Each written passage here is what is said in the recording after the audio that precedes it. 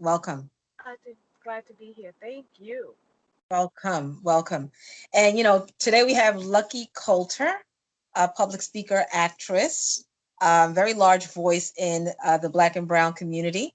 It's a lot to talk about, correct? Yes, yes, yes. And you Yes, know, ma'am. I enjoy these conversations. Yes. Yes, and you are truly an angel. And I told you that. I am so taken aback with all of the people that you've touched and helped and have been so instrumental in their lives, in so many careers and over the years that you've helped to push along. As a matter of fact, your daughter, she just graduated. She Can did. you please? I know you're a proud mom. Let's Oh go. my, crazy. That was my mission. My mission was to make sure that she achieved far more than I did. Nothing came before that. So, yes, I'm very proud of her because she not only completed it and was very, very responsible, took it seriously. And she's also decided to continue going to school, which was my hope. So I'm just ecstatic. I love it. Beautiful. And I know that. What school did she graduate from? She graduated from Virginia Union. So she had Excellent. actually went down to Virginia, yes. And she's a bio major. Okay. Always had, she's going back to Virginia to get her master's. So Woo! couldn't be, I'm proud. I'm Awesome. very proud. Well, we're about to launch in July for July 1st to be exact, the first digital online magazine through Now PR Magazine. Well, I am coming into a different phase in my womanhood, I should say, but I'm doing well. My responsibility is getting bigger, and I'm starting to see that. Uh-oh. Yeah. Uh-oh. I don't think I ever met anyone in my life as Right. inspirational and as you are. So I know there's something to tell.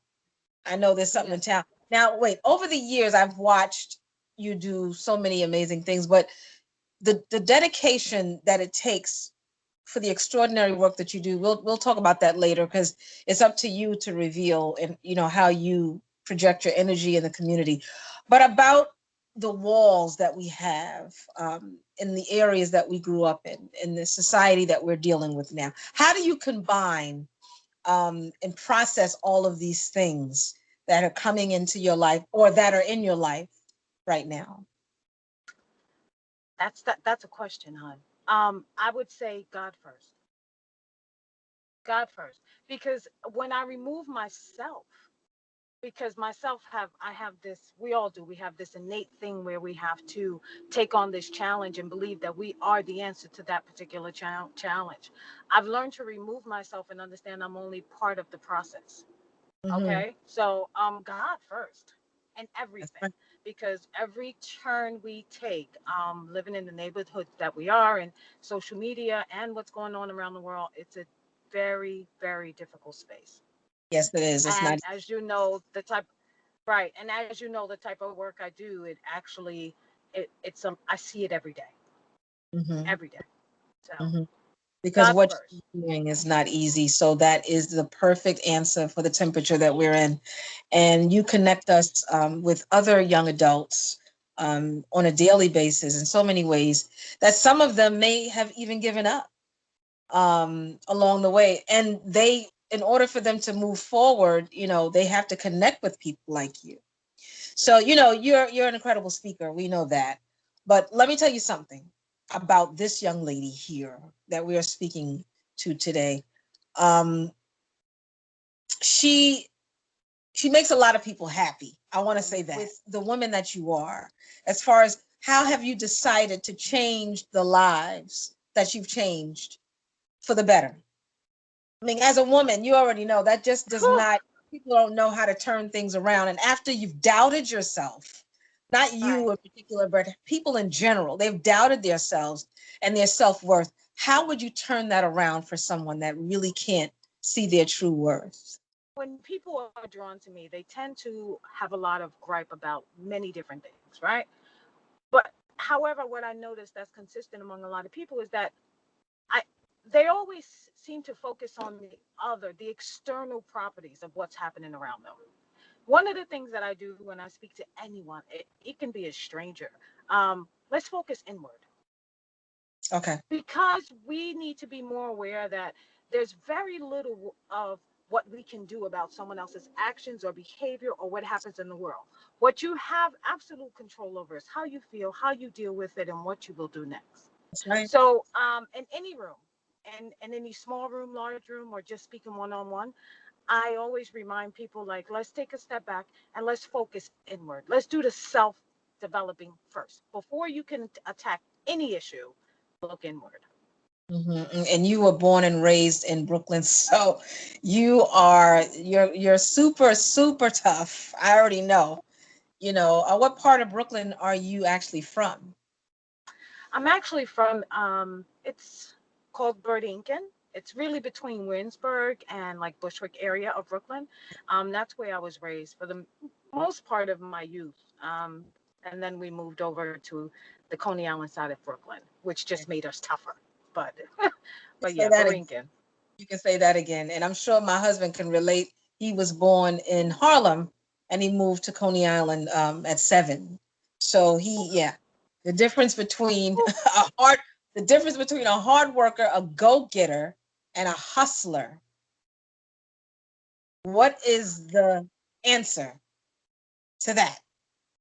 The difference between a Different? go-getter, a hustler, and a hard worker. Can you There is. please? Yeah, there is no difference. Where I come from, you have to be all three. A little bit of all three. Okay.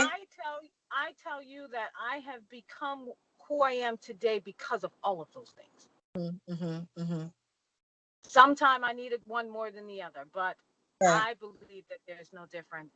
Each person is diligently searching for something, and it's one, like, I would say all three. Absolutely. Okay, well, who's the one person? Because now I'm about to dig deeper. I Hmm. would pick my mother. My mother's all three. She knows it. She's a hustler.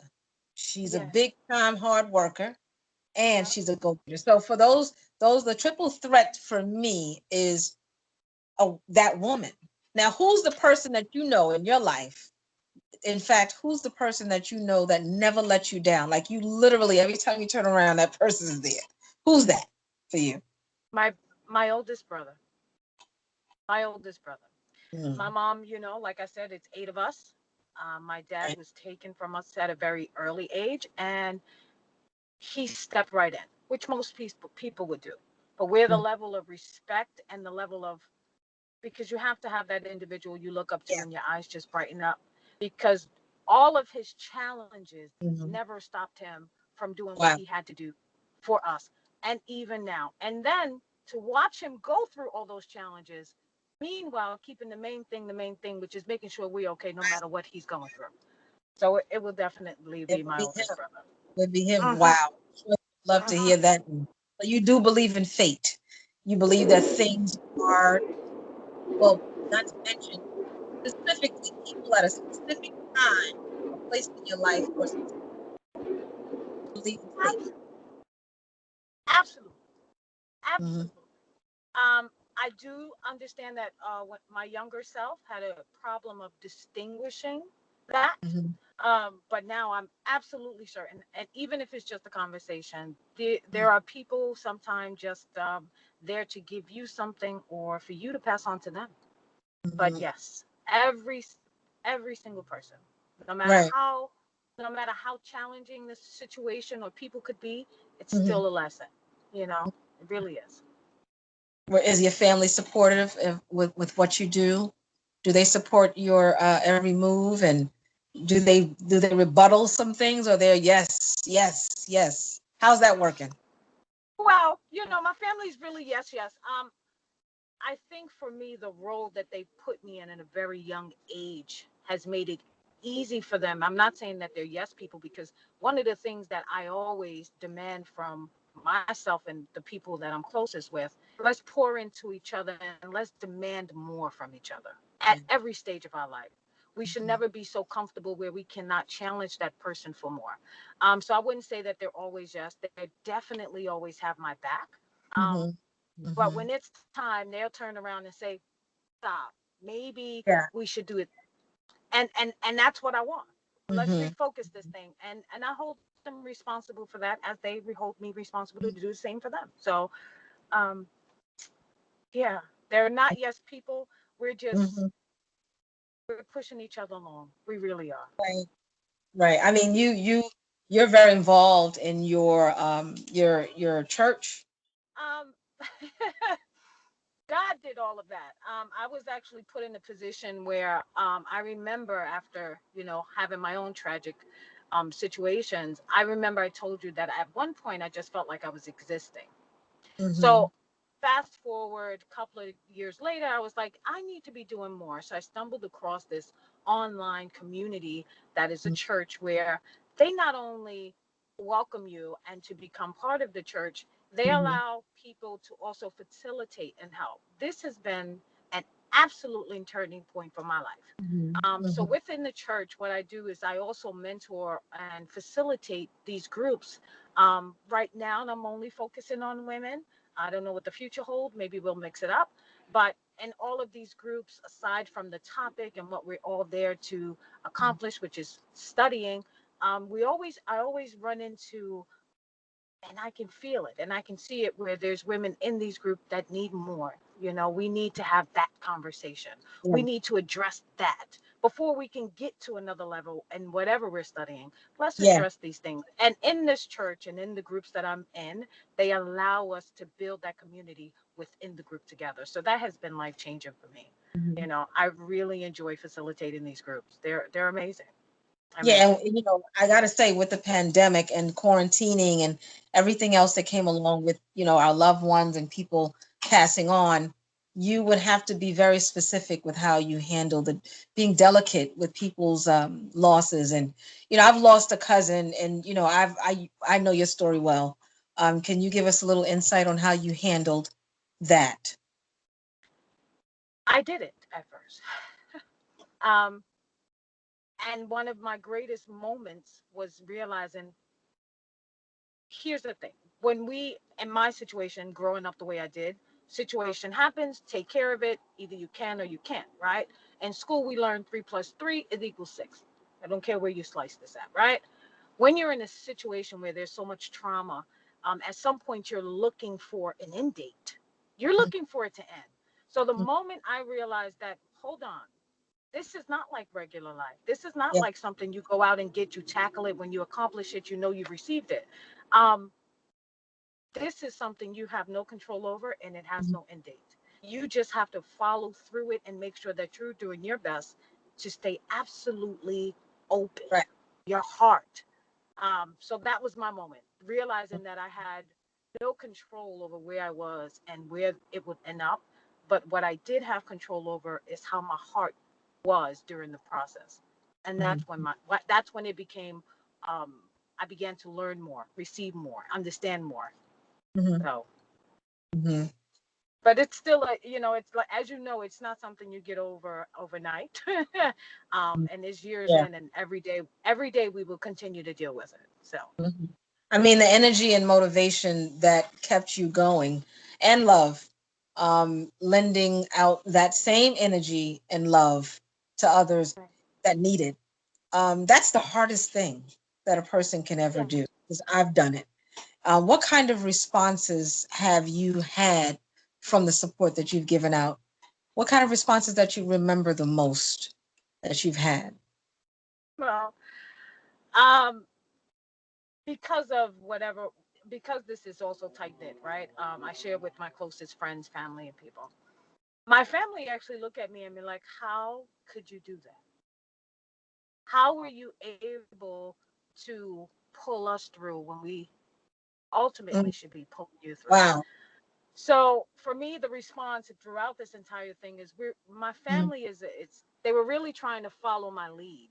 Yeah. However, and when they turned around and they looked, they was like, hold on, she's fine. But wait a minute, she's Mhm. also pulling us through. How is she doing that? Right. So that if it were any response, I was like, yeah, you're right. How did I do that? Right.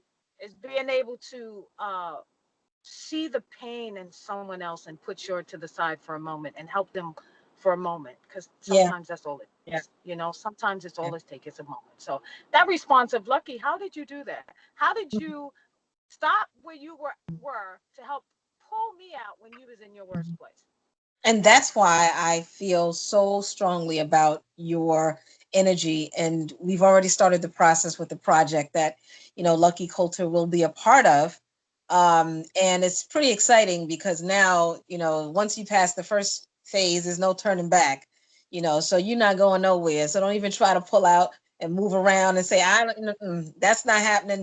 They know your name. They know your name. So that's all we need, So now, I want to let everybody know that you can't tell you the whole project and what the name is yet, but we will let you know in a couple months and the months to come what's going on. Now, my last question to you is, are you happy? Very important. Very important. I am a very happy woman. And that's only because I realized, and I haven't always been this way, right? It's Mm-hmm. been a restructuring, a rebuilding, a Mm-hmm. healing process. My Mm-hmm. happiness lies within me. When Mm-hmm. the moment I realized that Mm-hmm. my expectations on the outside world were too high, Mm-hmm. it was easier for me to feel the joy within myself. Mm-hmm. It truly was. So yes, I am a very happy woman now Mm-hmm. because all of what I have is internal. And as Good. long as I continue to Good. feed that, I'm going to always be okay. Mm-hmm. Wow. I can I can't wait for folks to see what you got cooking, boy. Because your thing is like they don't it's coming out, but in a conversation. But I want them to see. It's almost like a little box with something in it, and it's a gift, and I can't wait for them to open it up. That's how I feel with Lucky Colter. So I want to say, ladies and gentlemen, today we spoke to Lucky Colter, and stay in touch. Keep your eyes on the screen because things are going to be hot, hot, hot. And thanks for joining us today. Now PR Magazine. Thank you, babe. Thank you.